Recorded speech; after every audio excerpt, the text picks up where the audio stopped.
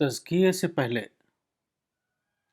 تزکیے کا اصل محرک احتیاج یعنی ڈیسٹیٹیوشن ہے۔ جو آدمی جتنا زیادہ اپنے احتیاج کو جانے گا اتنا ہی زیادہ وہ تزکیے کی طرف راغب ہوگا۔ ایسا انسان فطری طور پر اپنے احتیاج کی تکمیل تلاش کرے گا اور اسی تلاش کے نتیجے کا نام تزکیہ ہے۔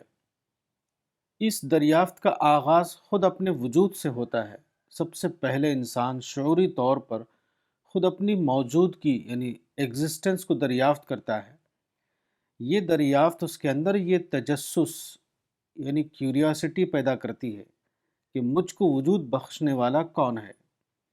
اس طرح وہ اپنے خالق کو دریافت کرتا ہے۔ اس کے نتیجے میں اس کے اندر اپنے خالق کے لیے بے پناہ عظمت کا احساس پیدا ہوتا ہے۔ پھر وہ سوچتا ہے کہ میں مکمل طور پر ایک ضرورت مند شخص ہوں۔ میں خود اپنی طاقت سے اپنی کوئی ضرورت پوری نہیں کر سکتا۔ اس کے باوجود میری ضرورت کی تمام چیزیں یہاں پیشگی طور پر موجود ہیں۔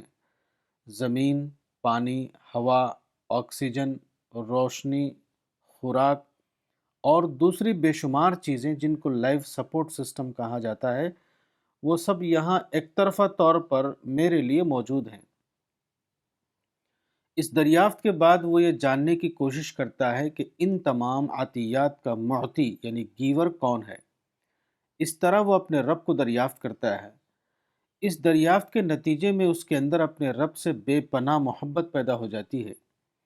اس طرح آدمی کی جستجو اس کو اس سوال تک پہنچاتی ہے کہ میری منزل یعنی گول کیا ہے۔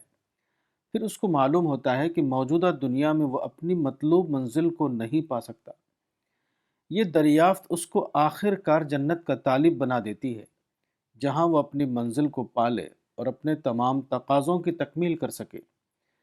اسی طرح آدمی جب سوچتا ہے تو وہ دریافت کرتا ہے کہ اس کو اپنی زندگی کے لیے ایک مستند رہنمائی درکار ہے۔ پھر یہ ہوتا ہے کہ وہ تمام تر تلاش کے باوجود خود اپنی بنیاد پر اپنے لیے مستند رہنمائی معلوم نہیں کر سکتا۔ اس دریافت کے بعد مزید تجسس اس کو اس حقیقت تک پہنچاتا ہے کہ مستند رہنمائی کا واحد ذریعہ پیغمبر یعنی پروفٹ ہے۔ اس طرح وہ اپنے دل کی پوری آمادگی کے ساتھ پیغمبر کو اپنا رہنما بنا لیتا ہے۔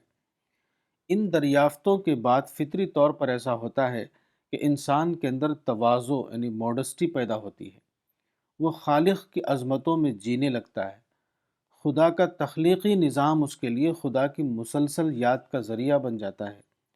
جنت اس کے لیے اس کے سب سے بڑے مطلوب کی حیثیت اختیار کر لیتی ہے۔ پیغمبر کو وہ اپنے رہبر کامل کے طور پر قبول کر لیتا ہے۔ یہی وہ تمام عارفانہ تجربات ہیں جن کے مجموعے کا نام تزکیہ ہے۔